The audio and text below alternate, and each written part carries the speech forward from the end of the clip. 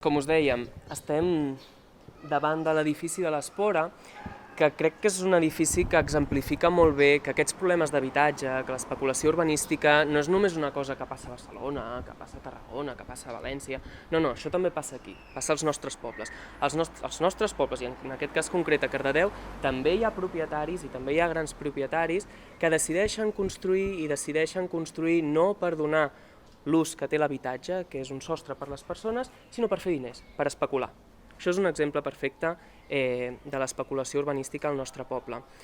Nosaltres com a CUP, crec que és obvi, crec que tampoc fa pràcticament falta que ho diguem, nosaltres estem a favor de l'ocupació, perquè considerem que donat el marc legal que tenim en l'actualitat, moltes vegades l'ocupació és l'única i l'última via per garantir un dret fonamental com és que totes les persones tinguin un lloc on dormir, on escalfar-se i on viure. Per tant, a nosaltres mai ens trobaran fent filigranes argumentatives o filigranes jurídiques per fer fora la gent de casa seva. Les ocupes són les nostres veïnes. En relació a això, les nostres propostes que tenim en matèria d'habitatge les hem intentat resumir en 6 punts principals. Primer de tot, donar continuïtat a tota aquesta feina que hem anat fent els últims 8 anys d'ampliar el parc públic d'habitatge. Dic ampliar, però quan vam entrar a l'Ajuntament fa 8 anys el vam començar de zero. Hi havia 0 habitatges públics propietat de l'Ajuntament de Cardedeu per donar resposta a situacions d'emergència o situacions de necessitat d'habitatge. A dia d'avui en tenim 13, i això sembla poquet, però en un poble com Cardedeu, si féssim números amb altres municipis molt més grans que nosaltres, veuríem que és un avenç importantíssim. Doncs, primera línia estratègica, seguir augmentant el parc públic d'habitatge. I això ho volem fer principalment fent 3 coses. Primer de tot, adquirint pel dret de tanteig i retracte, que és un dret que tenen les administracions de compra preferent d'habitatge, nous habitatges. En segon lloc, construint nous habitatges i construint-los de forma pública. Un exemple és la construcció de 18 habitatges que s'està començant a fer a la zona propera al Pla Marcell, que seran habitatges públics, habitatges destinats al lloguer social, que serviran, en definitiva, per donar resposta, una resposta petita, però una resposta, en definitiva, a la situació d'emergència habitacional en la que vivim. I per últim, i no menys important, també volem exigir i ser fermes en aquesta exigència a la Sareb i al govern espanyol que cedeixin els habitatges que tenen en propietat als ajuntaments, que puguem ser els ajuntaments qui gestionem aquests habitatges. Són habitatges que han estat pagats i rescatats amb diners públics i per tant són habitatges que els ajuntaments hem de poder tenir a disposició per donar i garantir drets a les nostres veïnes. En segon lloc, volem mobilitzar el parc buit d'habitatge. Això passa aquí i passa a molts llocs. Hi ha moltíssim habitatge buit, habitatge que no està servint el seu ús fonamental, que és donar sostre a les famílies. I això ho volem fer amb 2 propostes. Primer de tot, volem anar molt més enllà en l'ús de l'IBI, de l'impost pels béns immobles, per gravar tots aquells habitatges que estiguin buits.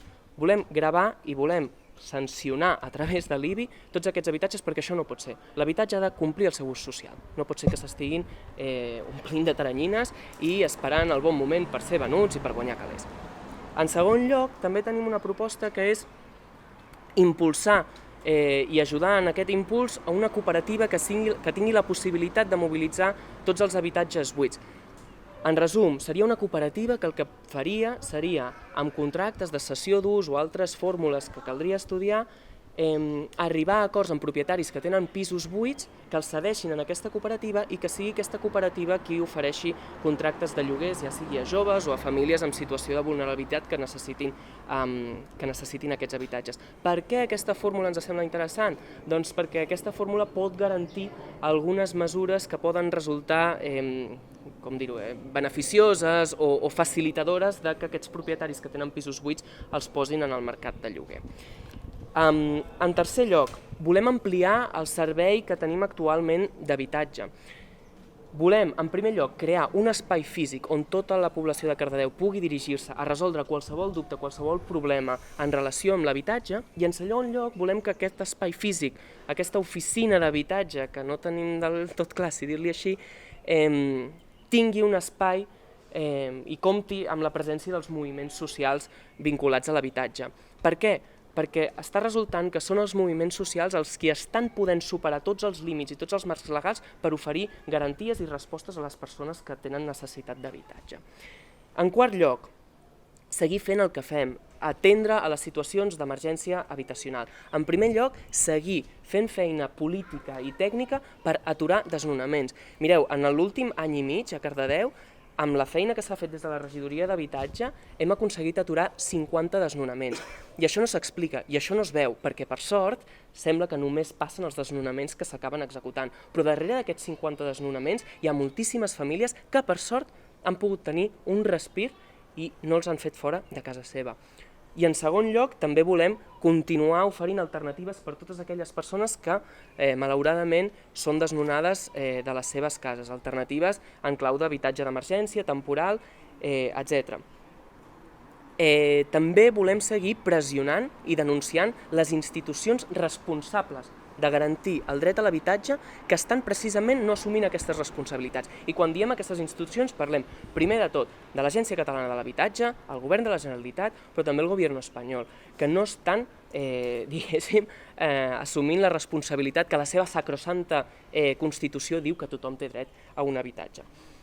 En cinquè lloc, volem seguir promovent models alternatius de tinença d'habitatge, com el cooperativisme d'habitatge, però també la masoveria urbana, i això ho volem fer de forma proactiva des de l'Ajuntament. Cal dir que l'Ajuntament de Cardedeu i des de la regidoria d'habitatge hem estat un dels primers ajuntaments a fer un reglament i una línia de subvencions per al cooperativisme d'habitatge. Aviat tindrem un projecte, esperem que es comenci a construir aviat el projecte de Cal Paler, en definitiva perquè creiem que és una forma de garantir aquest dret que escapa de les lògiques del mercat.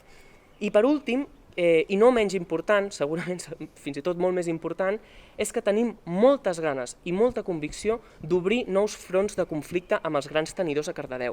Tenim ganes de situar l'Ajuntament de Cardedeu en el camp de batalla per defensar el dret a l'habitatge. I això implica obrir fronts judicials, però també mobilitzadors de la mà del moviment popular per denunciar i per pressionar a tots aquells grans tenidors a que facin el que han de fer amb els habitatges, que és posar-los a disposició del poble, a disposició de la gent, no per una qüestió ideològica, sinó per garantir drets, perquè és insostenible i no es pot entendre de cap de les maneres que hi hagi gent que a dia d'avui no tingui on dormir. I això és la nostra proposta d'habitatge.